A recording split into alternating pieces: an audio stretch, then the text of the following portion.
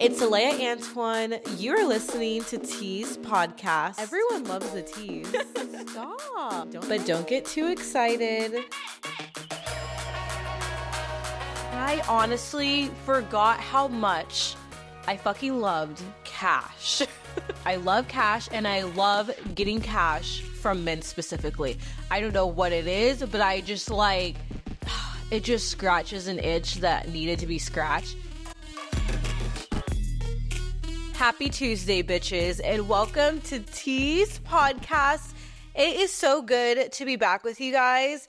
I am actually recording this when I was supposed to be at the Sexy Red concert today. The whole tour got canceled.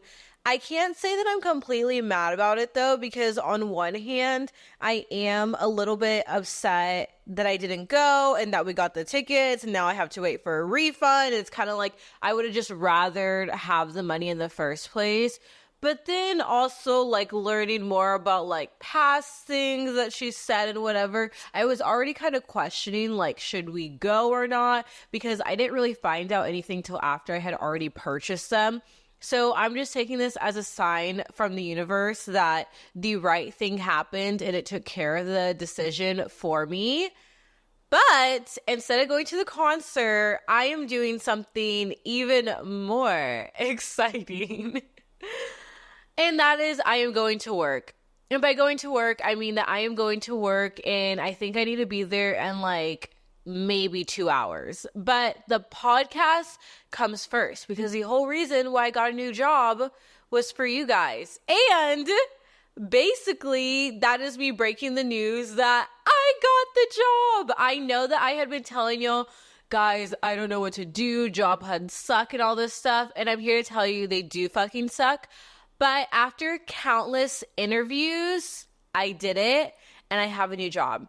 I was interviewing for different positions and I knew I didn't want to do anything that took too much mental activity because with doing the pod, I'm already putting my brain into that. So it was like, I need a mindless job. So what it came down to was service industry or working at a fitness place. And the reason why it came down to those two things is because service industry, I have experience in, I know how to do it, and I know that you can make great money fast if you're in the right place. But I wanted to do the fitness route because honestly, guys, I have not worked out since like episode 2, maybe. Like it's been a minute. And that is because since my base access expired when Kai got out of the military, I could work out at my apartment, but the gym honestly isn't up to my standards. I am picky with my gym because here's the thing. To me, yes, I like working out, but if I'm working out in like a bootleg ass place, it feels more like a sweat lodge than a gym. Like I want to be able to see the views. I want to take a cute mirror pic. I want to feel like I am in the middle of a TV show and I'm like running, you know what I mean? But I wasn't getting that anymore, so I just chose to not at all. And I interviewed at different places. I interviewed at Orange Theory and at my current job and like one other one. And Orange Theory taught me a lot about job interviews, which I'm going to tell you guys. Ask for what you're going to fucking get paid. Because I did the whole interview and I'm used to like when in Texas and stuff, the people tell you exactly what you're going to get paid. And that's exactly what the other jobs did here too. And the range had X to X, right? So it had like a $3 range, but the difference between $3 when you're getting paid hourly is significant because after like 30 to 40 hours, that can go to like 100 more, 200 more. And I had so much sales experience and stuff, so I just assumed I'd be on the higher range. And then I'm doing all the paperwork. There's nothing about the money. He didn't tell me anything. And then I finally am just like, hey, I didn't see anything in the paperwork about pay. And he tells me, that's because it's going to be this. Like he said it as if he got caught. So I end up declining the job and then I get an interview at a different Orange Theory location.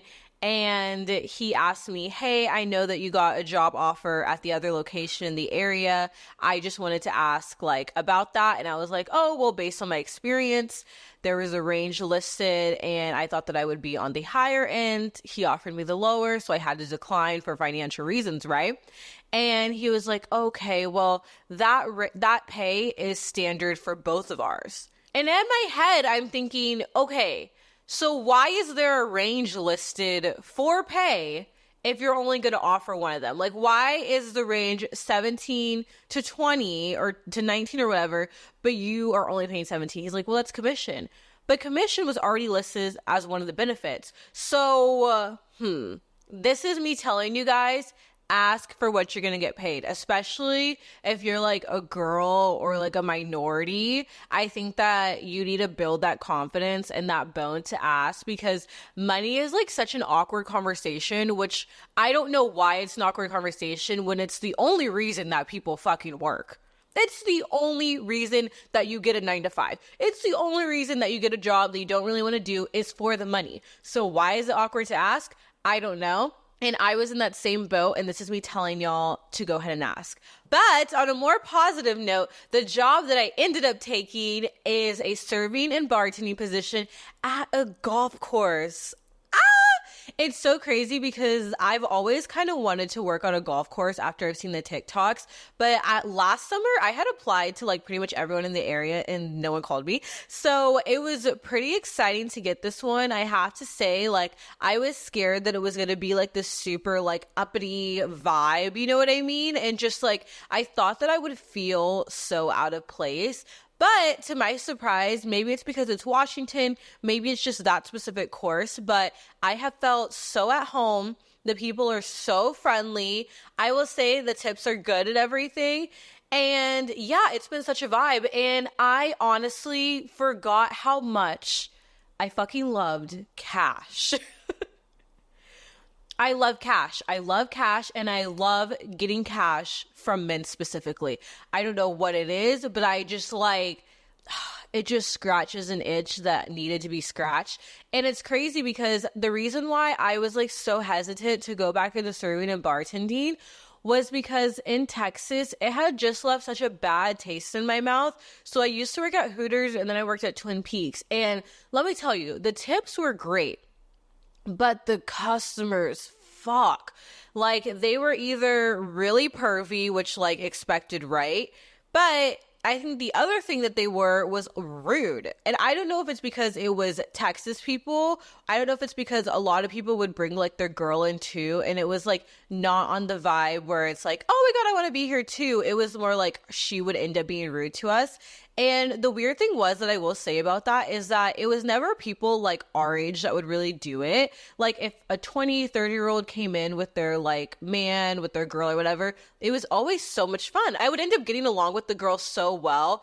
It was like the 40 and 50-year-old couples that are like being so rude to girls that are half their age. I don't know.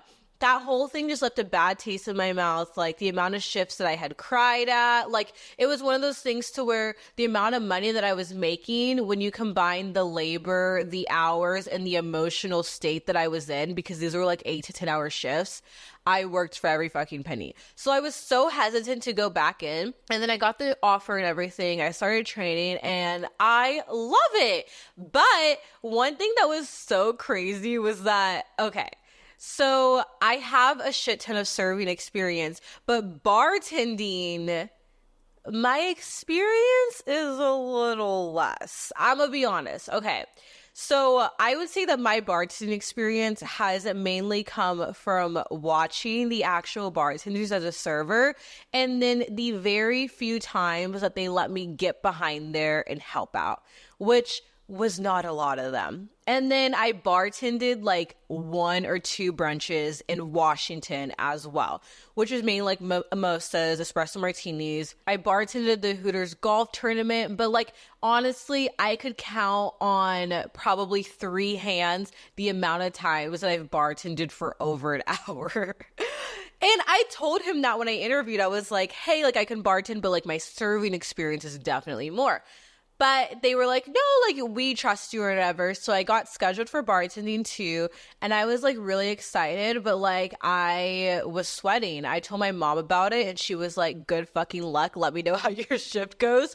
You are brave. And I was like, oh my God, someone's gonna ask for a drink and I'm not gonna know how to make it. Like, guys, when people tell you to like fluff up your resume. I don't know how people lie about what's on their resume, because this wasn't even a complete lie. I was very honest, but even the fact that I had the audacity to offer myself for that, I was like, oh my God, I am out of my league. So I'm about to get on my shift, right? There's people coming. I'm getting the hang of it. And I'm like, okay, all right, I'm rocking with it. This isn't too bad. I had my training. I get it. And then the golf course that I work at, they also host like weddings and different events like most do. And for some reason, with Washington weather, a huge dust storm blew out our entire patio. The patio just goes flying. We're all watching like, and we're like, fuck, okay. So there's a wedding going on, and the wedding was supposed to be outside. So they ended up having to delay the wedding, and I kid you not, the entire wedding came into the bar. And I don't mean the wedding party. I mean the guest, the officiant. I met the groom. I met the person putting on the wedding. What is it? Like the officiant, right? I met the mother of the bride and groom. All of the guests, their extended friends. Like there was over 80 people inside of that restaurant, and there was one bartender. Aleya Antoine, on my first fucking shift. I swear the content does not make me search for it. The content finds me, because what the fuck? Guys, it is like swarmed. It is like people after people. And the thing about this wedding party that was different is that you could tell that it was like a mid-sized to big wedding, because the other guests didn't know each other, which meant they did not give a fuck if I was making John's drink. They want their drink. And so they're like, me. And then they are asking for, I'm making martinis, old fashions, Moscow mules. I'm making trash can punches, wine glasses. Like, I didn't even have time to second guess what recipe is what, because it was crunch time. I was under pressure. I was sweating in my little polo, and I got the job fucking done. But it was definitely crazy. But what I will say is that I am thankful for, I am not nervous to bartend. I am bartending after this podcast. I am walking in with my shoulders back, my chin held high, and I'm going to kill it. But would I do that all over again? No. Can it happen all over again?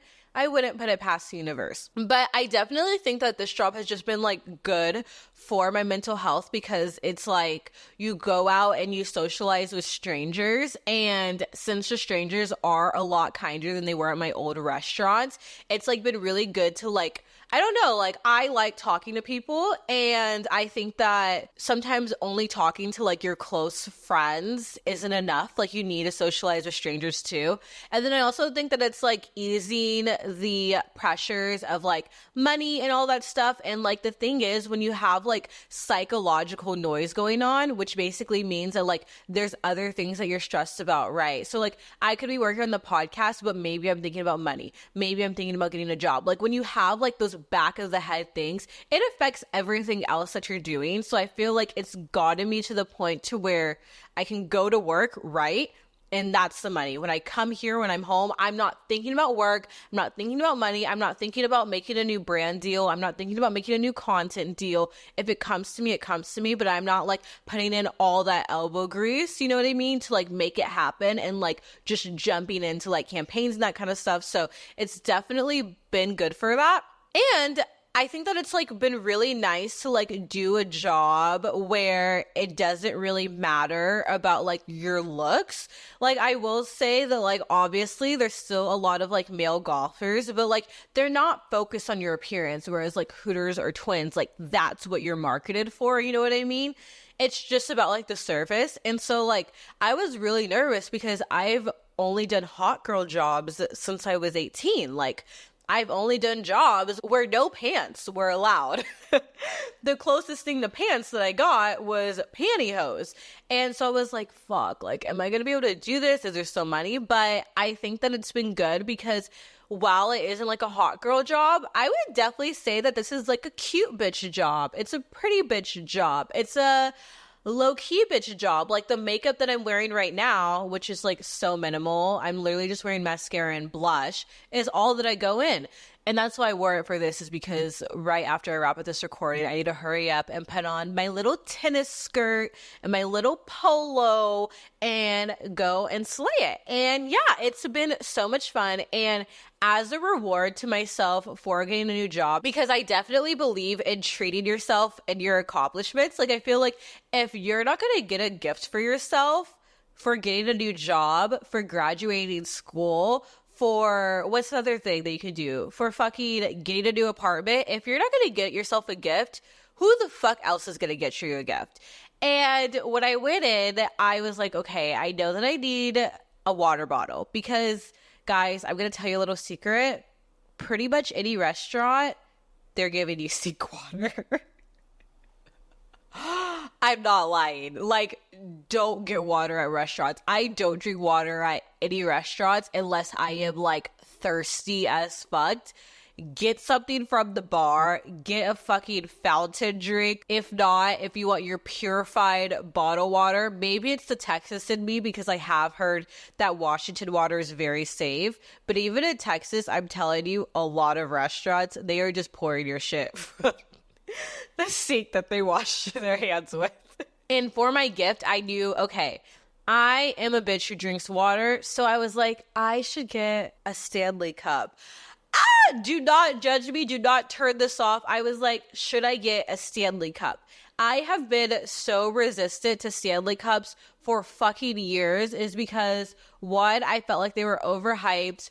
Honestly, I thought that they were like only for white girls, which I just like didn't think that I should have a Stanley cup. You know what I mean? Like, I was like, I saw the SNL episode where they were like, big stupid cup. And I was like, But then I was like, you know what? Maybe they kind of are a vibe, right? But then when I was looking up Stanley cups, I remembered in high school when I used to sneak wine and liquor into my senior year of school, we would fill up our hydro flask with the alcohol. I had like 3 hydro flasks. What do you want? You want water, vodka, or rosé?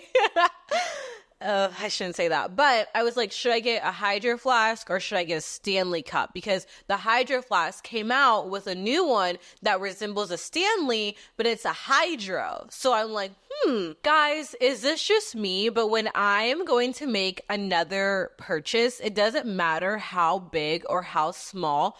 Online shopping in general, takes me eons, years, millenniums to pick out a fucking option. Like, I was going into a Google deep dive. Like, what is the best cup to get? What is the best size to get? What is in the materials of this? Like, I am going on Google. I am reading articles. I watched 5 YouTube videos. I am on TikTok. Stanley versus Hydro. Like, I am researching each of these cups individually and then looking for comparison videos. And when I tell you that this took up my entire Saturday, I was supposed to like make the description and the thumbnail for episode 10. And I didn't do that till Sunday because all of Saturday I was like knee deep in research about what cup was better.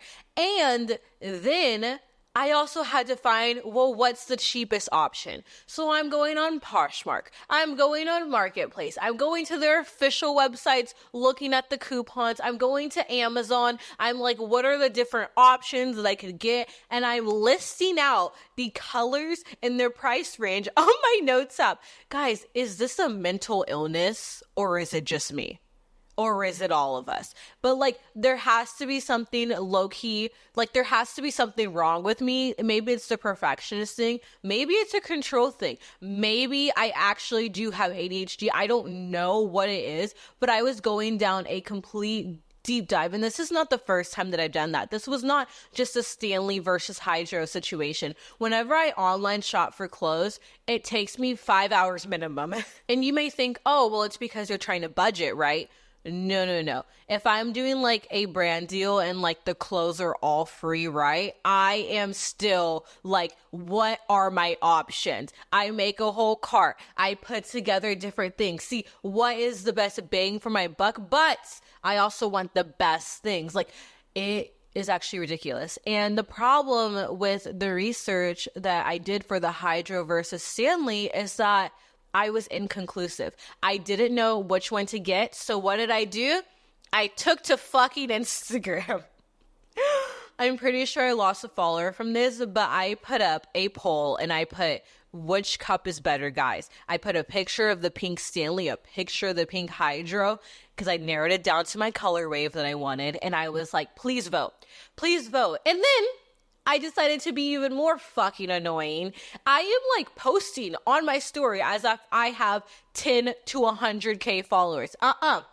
All 3K of you guys.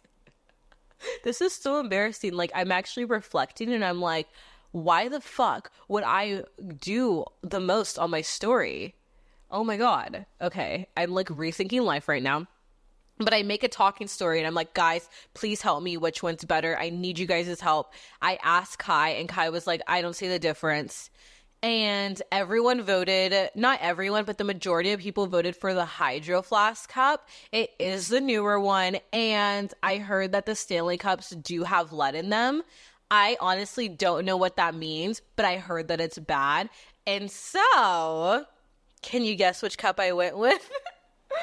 If you're not watching, I need you to watch so you can see how cute my cup is. Ta-da! I got a Hydro Flask, and not only did I get a Hydro Flask, I got the straw topper, I got the coaster that goes at the bottom, and I got a charm on it. And the madness didn't stop there because once I ordered the cup, I was so excited. I was so thirsty, so hungry for it that then I go on Pinterest and type in Hydro Flask pink tumbler. And I am just binging pictures of people holding the cup in aesthetic places. The UGC creators are going insane because who the fuck is taking these pictures? Who is just taking aesthetic pictures just holding their cup? I don't know, but I was one of the consumers for an entire day and I was like, oh my God, I can't wait till I get to wear that cup. Yesterday I brought it to work and some of my coworkers were like, oh my God, Aleya, I love your cup. And you know me, I tried to play it cool, tried to play it nonchalant, and I was like, really? This whole thing, yeah, I just got it.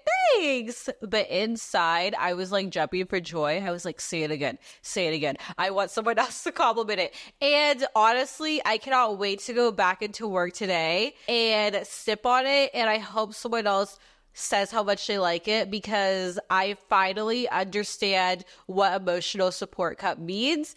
And for your mental health, for my water, for my hydrated girlies, get a Hydro Flask. This is not sponsored. Honestly, I should charge them for like this promotion. This was a good ass story. But one thing that really solidified how I felt about this cup is that when Kai was on the phone with their 11-year-old sister because it was her birthday, I don't know what exactly they were talking about, but she brought up Stanley Cups and she said these exact words. And I know this because I recorded them.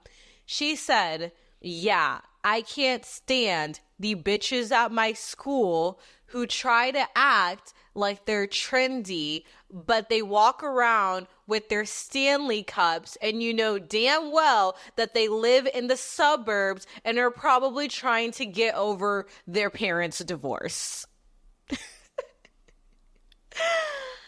I heard that and there's two things I would like to say about that. First of all, thank fucking God that I'm not walking around with a Stanley looking like I'm from the suburbs, sad about my parents' divorce.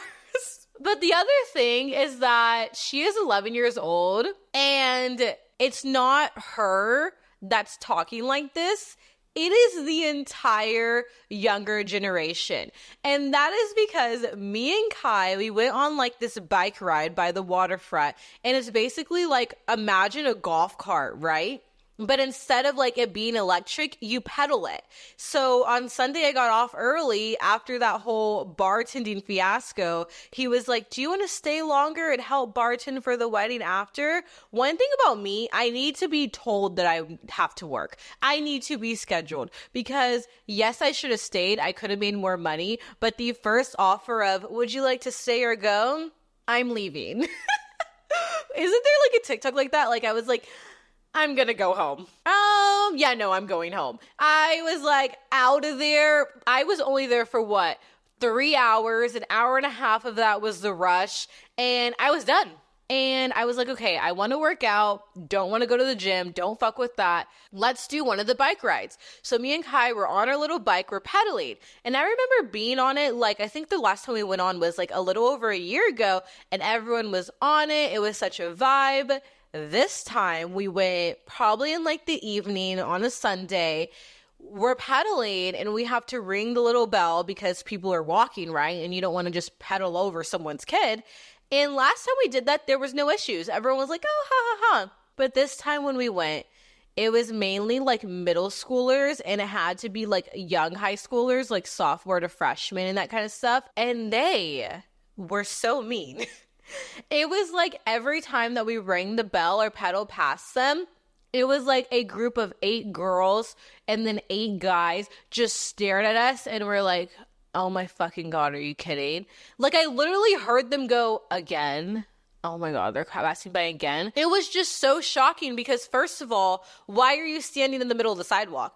But also, I remember being their age and I would have been dying to go on the bikes. The first thing that me and my friends would have done is been like, who has their driver's license? So that way we can all do this. Maybe it's because of they're like the generation to where like they were young when COVID happened and they've grown up with like viral social media, you know what I mean? But they were judging the fuck out of us. And the funniest part was that all of the other people in the golf carts were in their 20s. All of the other people in the golf carts were like our age, and the people who are making fun of us on foot are like the little high schoolers. And let me tell you, it hit me. Me and Kai thought that we were so funny. We were doing wheelies and like pedaling around while listening to Glorilla, and these kids are like, oh my God. Like they are judging us. I felt like the old ass bitch who isn't cool anymore. And I'm only 22. So like what? Does that mean that if they're aging fast, then that means that the rest of us are aging fast in comparison and we're basically like old people now because now they're acting like they're our age. So that just bumps us up to the 40-year-old spot? Oh my God. I don't know. All I know is that when she said the comment about the Stanley Cup, I just knew that her opinion was not her opinion, but it was an entire generation's opinion. And I'm so glad that I avoided more stares. Because let me tell you something. If you told me, I don't know, make a TikTok or something in front of a group of like 20-year-olds, okay, whatever. If you told me do it in front of a bunch of like 12 or 13-year-olds, no way, Jose. I cannot. And that will never happen. But aside from those things, some feedback that I got on my last 2 episodes was about how people liked how I talked about the actual job hunt because I know that it's a thing that we are all going through. And so one thing that I want to give y'all is unconventional ways to make money when you're in your broke bitch era. Is this an Operation Tease? I don't know. I guess it could be an Operation Tease. Play the music, I guess. Unconventional ways to make money when you're in your broke bitch era. Here's the thing. I know that at this age, a lot of us are really either struggling with money or we're struggling with the idea of money or we're really working to save money. But all I know is that at this age, money is plaguing us. And here's the thing. Whoever said that money doesn't buy happiness must have been rich because one thing that it buys is comfort. And I wouldn't say that I'm like broke or anything, but in January, I made a solemn vow to myself. I solemnly swear that I will not touch my savings for the sake of moving. My savings has been pretty much non-existent to me. It is untouchable. I am still in Washington, so I cannot touch it, which means that I had to figure out ways to bring in income, to bring in extra cash flow. And guys, when y'all listen to this podcast, I am able to see your age ranges in full transparency. So I know the fucking demographic that is listening, and I know that y'all could use this, because here's the thing. Either you're still working your way up, maybe you're working on saving, maybe your parents help you out, but at the end of the day, it's not yours. You still want to establish yourself, right? I know that money is something that is going to plague us all for at least the next couple years. And one thing that I have gotten really good with is random ways of making money. I want to give y'all some ways that y'all are going to be able to do this and make quick cash when you're in your broke or saving bitch era, you know, because it's not something to be ashamed of. A lot of us don't have help coming up. Like for me, I would say my history with financial things is that I'm very financially smart. I have a great credit score, but that wasn't because I learned it from school or my parents or anything. I kind of learned it from just being in the real world, because like I've been working since I was 16. So the only things that I really have had help with financially was my grandmother did help me with school and rent my first 2 years. And then Kai's Army sub took care of our rent for these couple years. So those have been kind of the help that I've gotten. But as far as everything else, that's been all me. And so I want to let y'all know how you guys can make money. And it doesn't need to always come from a 9 to 5. Trust me, if you are like, how the fuck do I pay this bill that's coming up in 2 weeks? I'm going to give you a fucking list of instant cash that you can get. First of all, the first thing that you're going to do is go through all of your cards and figure out what the fuck are you subscribed to. A lot of us have like subscription services, apps. Maybe you have Face app. Maybe if you're in school, you have Chegg, Grammarly, Chat GPT. Look at your subscriptions and find out what is charging me on a monthly basis. Because when you're in this era, every dollar counts. $7 is not $7 anymore. You know what you could get with $7? You could get Chick-fil-A. You could buy a new shirt at the thrift. There's a lot that you can do with $7. I think the charms on my water bottle were $7. So you have to start thinking about things and the dollar, which sucks, but it's what's going to help you. So go through your cards, look at your subscription services, and cancel anything that you do not need. Because also the way that they get you is they charge you every month. So yeah, it's $7, but they're doing it for 12 months, right? You're ending up paying, what's 7 times 12? I don't know. Okay, let's say $5 times 12. That's $60. So 7 times 12 has to be somewhere in the 80 range, I think. I can't do quick math.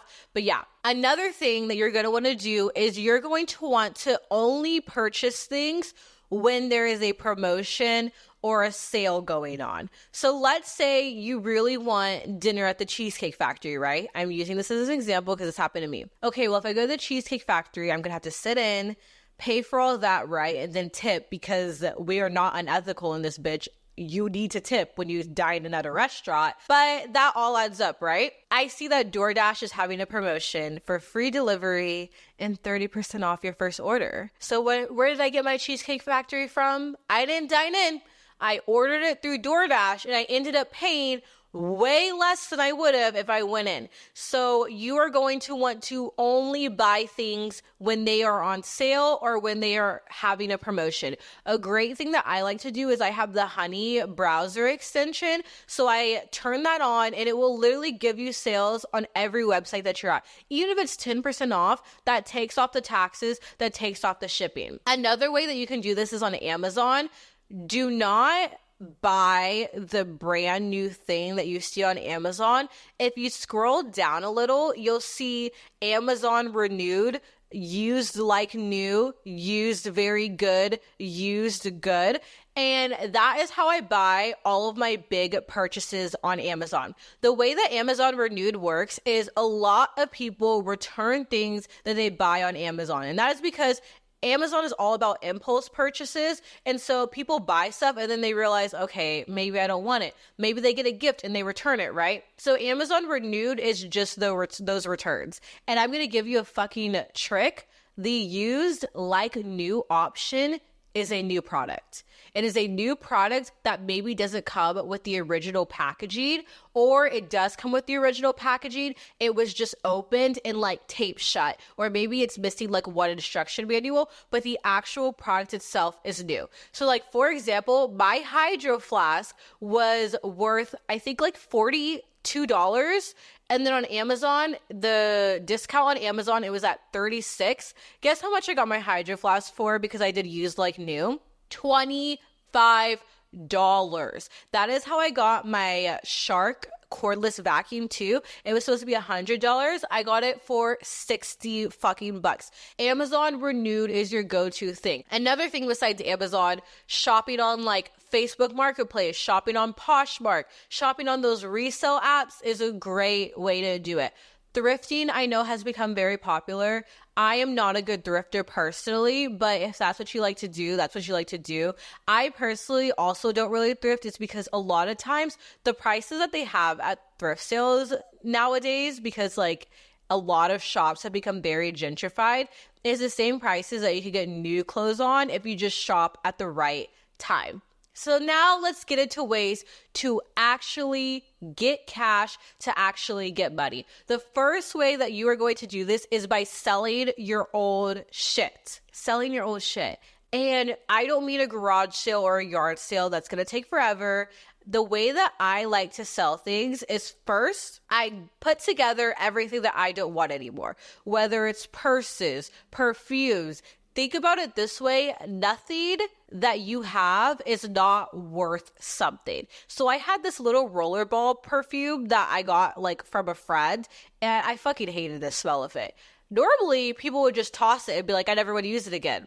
I thought maybe I could just list this on Marketplace for $10. Someone bought it. So the way that I like to sell stuff is I like to do first the stuff that I know is worth good value, like a Coach purse, a really cute shirt, boots from Dolls Kill. The first thing that I do is I list it on Facebook Marketplace. When you list on Facebook Marketplace, you are always going to want to be at a public location. Never have them come to your door. Never go to their door. For my meetup spot, I like to choose somewhere by the base because there's cops with guns there. So no one's going to pull any slick shit. But you want to make sure that you're going to a public place, and that way you're just maintaining safety, especially if you're a woman. And you're going to want to list everything that is worth value on Marketplace and sell it. The stuff that's listed on Marketplace that you've marked it down, it's not selling, and no one just in your area wants it, you're going to want to then list that on like Poshmark, Depop, eBay, some sort of reselling shipping app. The reason why I do this part second is because they are going to take out a portion of your fees, so you're not getting the full profit, and you have to go into the post office and ship it. But either way, it's still a great way to make money. After that, if it's not selling on the online apps, I then group everything together and I go to like your local Plato's Closet. In Texas, I know we had Urban Cheapskate, some sort of place where they just buy clothes that you give them. Plato's Closet, you know damn well is going to rip you off. They're not going to give you a lot of money, but at this point, this stuff isn't selling as it is. I actually just went to Plato's Closet, 2 bags worth of stuff, and I only got $15 for it, but it was worth it because I found Calvin Klein shorts and a Zara like ruffle top, and so I just like did an even exchange. And one thing that was really funny was that when I was trying on the clothes, I just like felt kind of like big, like I was like, I'm not toned anymore, like I just felt like out of shape. And I was feeling really self-conscious. And as I was going to my car, these 2 guys walk past, and I'm putting myself in the trunk, and the guy screams, "Hey, ma, whatever you're doing, keep it up, because it's working."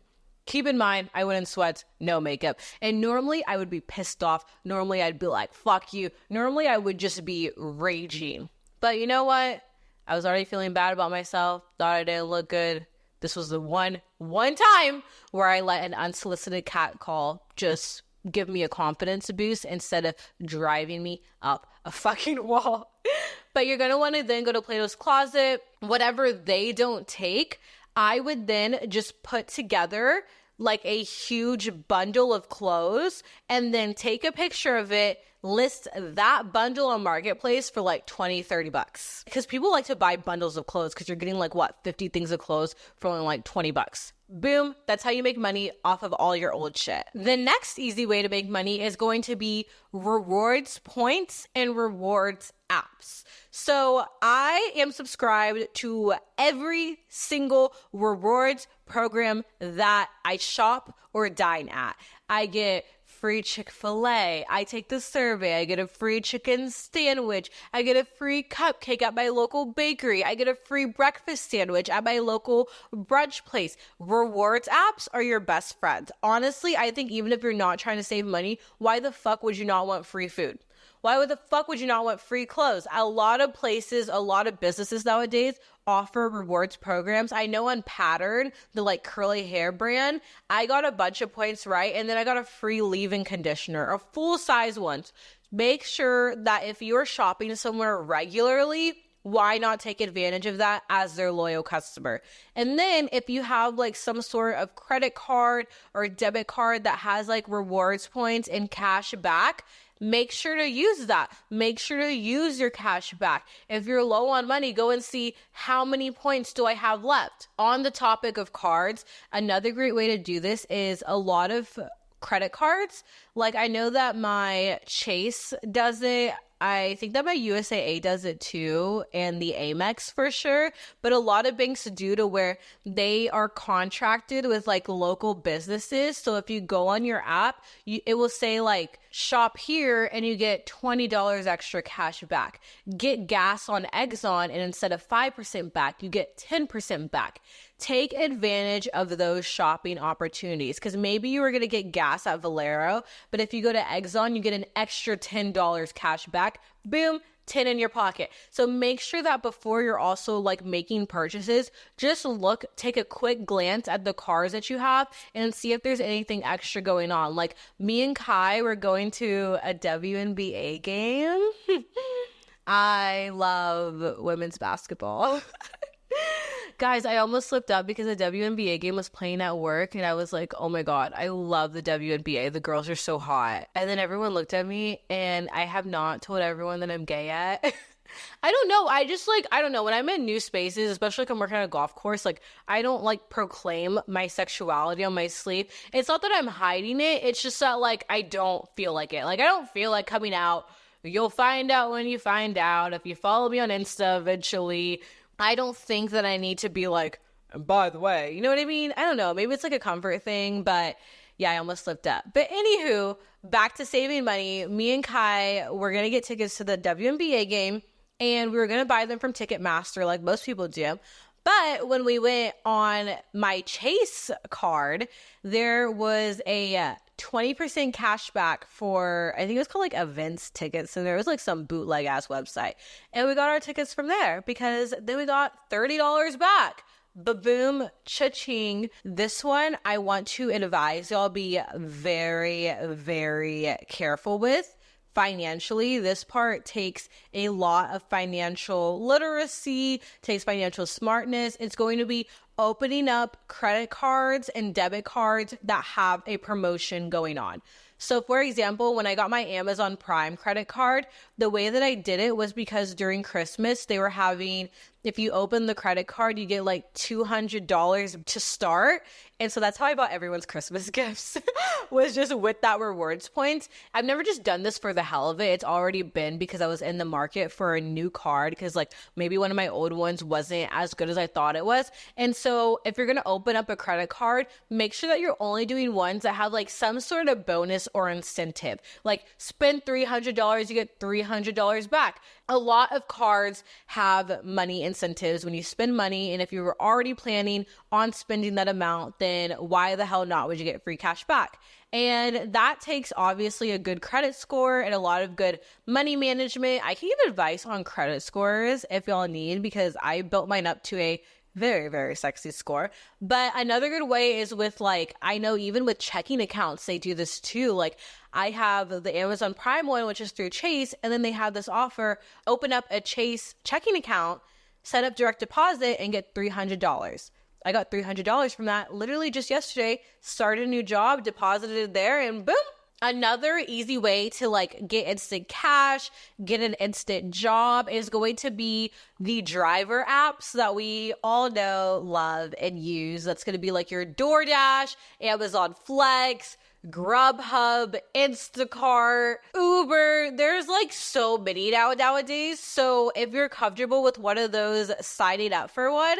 I personally have only ever done Instacart. I would say 8 out of 10 recommend Instacart. I think Instacart is for the girlies. Again, literally this entire episode is not promotional, but I have actually met like so many girls that do Instacart as like a side hustle, which is actually crazy. Like literally on my first shift, a girl was clocking out and she was like, oh, I think I'm just gonna do like a couple Instacarts real quick. Another quick way would be doing grants and scholarships in your area.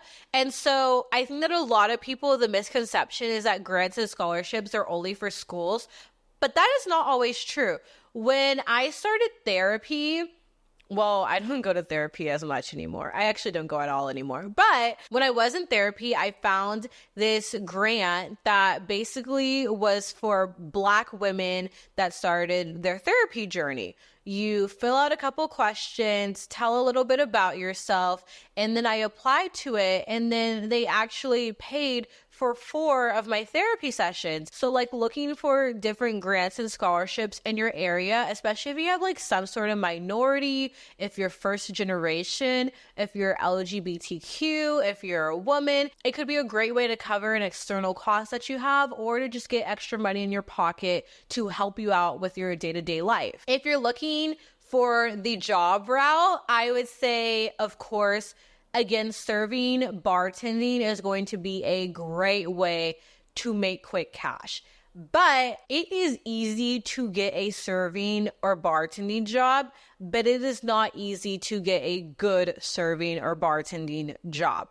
And that is because your tips depend on the area that you're working in. Do not work a serving job or a tip-based job in the hood. Do not work it in a like college just where only 20-year-olds go. Try to find one that is like in a good area. When it comes to serving, when it comes to bartending, the location that you're at matters the fucking most. You need to be in an area where people who are going to tip are going to go. This doesn't just mean that the people need to have money. You need to make sure they are generous, because I know a lot of people that have worked in rich areas and they don't make shit because they're around people who are stingy with it. In Twin Peaks, there was 3 locations in San Antonio.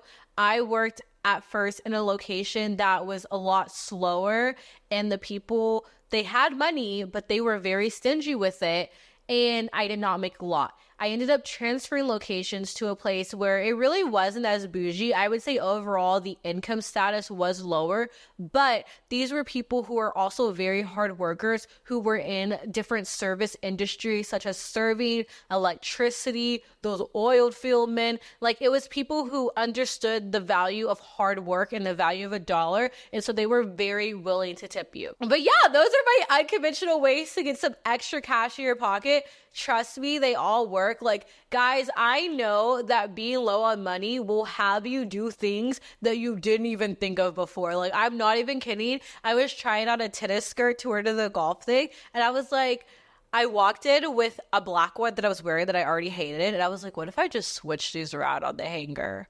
Shit I haven't done since high school. So these were just some easy ways to get out of that era. Just let me know if you think of any other ways. Maybe there's stuff that I didn't think of. Please write it in if you know other ways to make quick cash, because I know that everyone here would love to hear it. Anyways, guys, it was so good talking to you. I have to get ready to pour up some drinks, pour it up. Be sure to subscribe, rate, review, share this with your friend, and figure out how y'all are gonna tag team that extra cash.